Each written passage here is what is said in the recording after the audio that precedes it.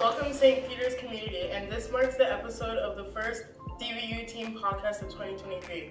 Some of you may be aware what the DVU team is, but others may not. Others may be asking, what is the DVU team? My name is Kisosa, and I'll be your host for the following podcast episodes. Now, we would like to go around and introduce ourselves and what the DVU team means to you. I'm Nashaya, and the DVU team means to me, it's like an opportunity for all of us to express our feelings about our cultures and to provide awareness for everyone.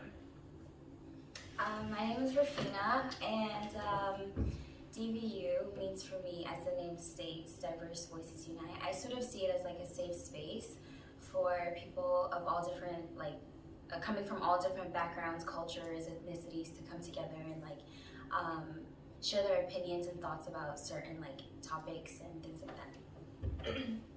My name is Aminata, and DVU team, what it means to me is, like Rafina said, a safe space for us to talk, share our feelings, and try to teach and maybe make us, even ourselves, understand more about our race, beliefs, or anything like that.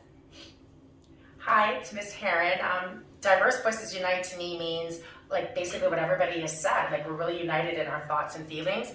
It's like a celebration of different diversity. Whether whatever we think, whatever we feel, it's just educating ourselves, uniting together. Our theme this year is unity and kindness, so it's just kind of like us coming together and exploring, history, exploring what's going on in the world today, and just having those courageous conversations. And like you said, feeling safe in doing so. I'm Mads, and DVU to me is really hearing other students' voices, because it's one thing to hear people in the media, but to hear someone from your own classrooms really helps you understand the community in the school itself rather than out in the world. And there's more people on the team, they're just not all here at the podcast. They're a little camera shy, but we got this. So what are we going to talk about first? So the topic for today would be, why are we celebrating Black History Month? And I'll start out first. I think Black History Month, more specifically Canadian Black History Month, needs to be talked about more because it's kind of just shoved under the rug, and we're mostly speaking about American Black history, but there's a lot of Black history and important Black figures like Viola Desmond that did make Canada become what it is today.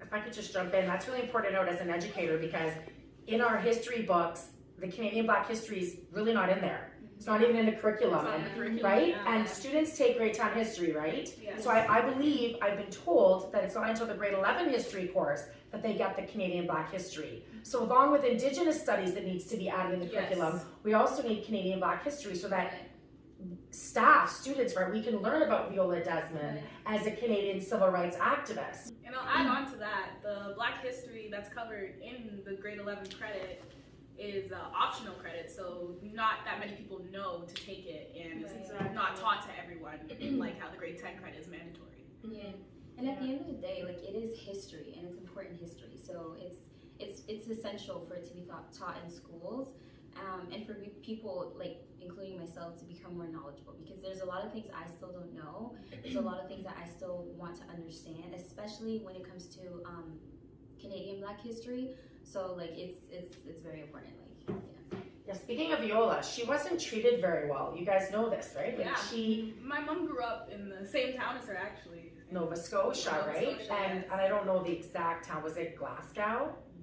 Yeah, that's exactly where she was, but my mom was around there, and it's the same things. They all went through the same stuff. It's a more white populated community, and and it wasn't until that long ago that the Canadian government apologized to her for the way she was treated for tax evasion, when that wasn't even really true. I believe they gave her back most of the money, but what is really unique about it now is that how has Canada honored her? How has Canada honored her? With the $10 bill, right? We don't see a lot of female, figures on the $10 bill. Never mind someone that is of color. Yes. So that's pretty amazing that Canada apologized and that she is on the $10 bill. But I wonder how many people don't realize the significance, right? And just what she did. She stood up. Do you know what she was told? She's not allowed to sit in the front. Yeah, this is where the white people sit, this is where the Black people sit. And she said, no, I refuse. Right? And that caused a lot of problems, but she was determined, right? To keep forth, and she's, so powerful because of that. And although she's passed away, her what's the word that I'm looking for? Thank you. Is that right? And that's a huge part of our Canadian Black history that I think everybody needs to know about. And something I would like to add on is that I feel like Canadian Black history, learning about it is important so everyone's more aware and knowledgeable on the topic. And even myself, I'm not a know-it-all. There's still a lot of terms and stuff that I don't know myself, which I think is important for me to educate myself on as well. And although these discussions will be hard, and that's why some reasons why some people shy away from it, it's going to be hard regardless, even if you try to move past it or not. So you still need to have these conversations. It's hard work, but it's hard work. Yeah. I'm going to share something really fast. When I first started, learning about Canadian Black history, you won't believe this, and I'm going to be really humble in saying this, with the Underground Railroad movement, I actually thought it was a real train underground. I'm serious. Yeah. Ignorance. I didn't know. Nobody taught me growing up. A lot of people thought the same thing. Yeah. And then quickly I learned, I'm like, oh my goodness. And then I learned about Harriet Tubman. And oh my goodness, I learned so much. It's crazy that we are supposed to educate ourselves on this knowledge because we're taught everything else in school. So you would think they would educate us on that as well. Exactly. And it's mostly like our history. So we don't even know our own history. So how can people make a change today if we don't know the past? Exactly. Right? Yeah. How is the ignorance going to go away? How are we going to have these conversations if we don't know where to begin? Right? So Minaka, I hear you're running the DVU Instagram for 2023. How's that going? It's going good. It's our first official Instagram for the DVU team, which is awesome. We use it to promote Motivational Mondays, what activities we're running through the month of February. We're also going to be doing a Google form for any of the St. Peter's community to ask any questions you want so we can try answering them ourselves. And yeah. Okay, and when will this be posted? Hopefully this Thursday the Google form will be posted and the questions can start coming in. Yeah, so basically, if you guys are watching this podcast in the classroom or at home or wherever you are, check out our DVU Instagram.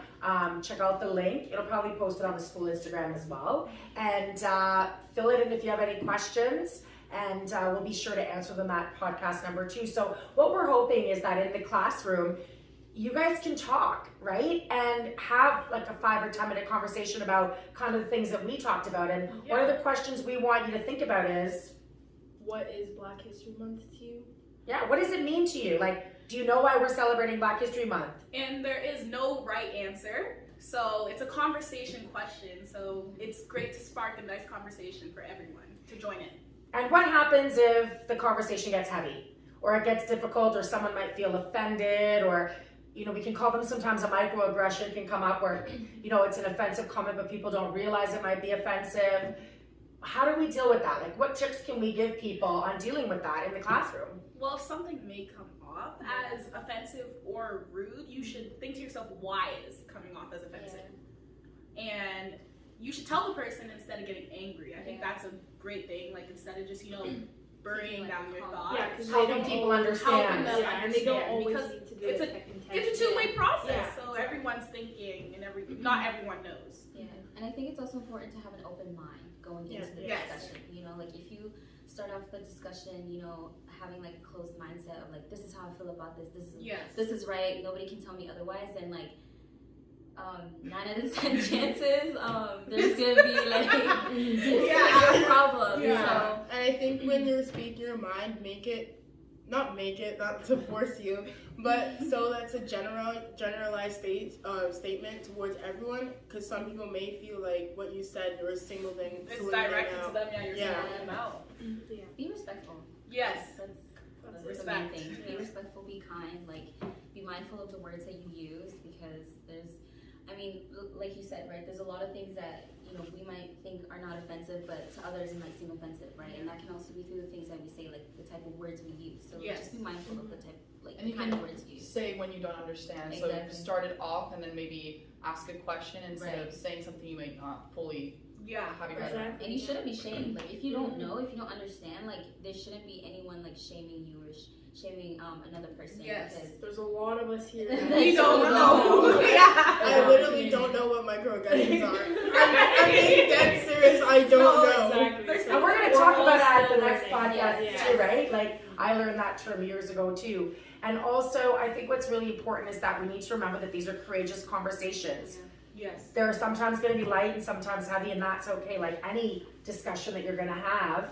And we're obviously in a new semester now. We don't all know each other in the classroom, so you might be a little shy, and that's okay. But please be sure to, put some questions, and we'll be sure to answer them for the next podcast. Any last minute thoughts, you guys? not really, no. If you're interested in the DVU team, You can join. let me know. I'll put you on a Google Classroom and look forward to our assembly on February the 28th. We're going to be celebrating a mix of everything. We're going to have so much fun. So this marks the end of our first podcast episode, and thank you so much for your participation, and thank you so much for listening, and we'll see you in the next podcast episode. Bye. Bye.